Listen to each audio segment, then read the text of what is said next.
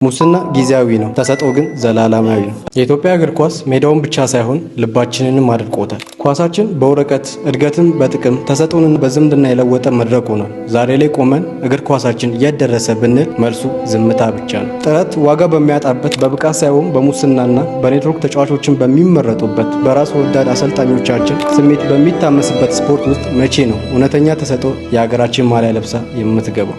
ነገር ግን ይህ መልእክት ተስፋ ለቆረጣችሁና እድል ተነፍጋችሁ በየሰፈሩ ሜዳ ላይ ላባችሁን ለምታፈሱ ወጣቶች ነው። ማንም አያኝም ብላችሁ አታስቡ። አዎ ዛሬ ላይ ስርዓቱ በሩን ዘግቶባችሁ ይሆናል። የእናንተ ችሎታ በገንዘብ ሊገዙ የሚሞክሩ ይሆናል። ግን አንድ እውነታ ስሙኝ፣ ሙስና ጊዜያዊ ነው፣ ተሰጥኦ ግን ዘላለማዊ ነው። እድሉን አግኝታችሁ ሜዳ ላይ ላላችሁ ደግሞ የምነግራችሁ አንድ ነገር አለ። የለበሳችሁት ማሊያ ከጀርባው ካለው ስም በላይ ከፊት ለፊት ያለው የሀገራችን አርማ ይበልጣል። ሺዎች የተነፈጉትን እድል ነው ያገኛችሁት። ስለዚህ ስለ ህዝቡ ስለማይተካው ጊዜያችሁና ስለ እግር ኳስ ክብር ስትሉ አቅማችሁን 100% ተጠቀሙ።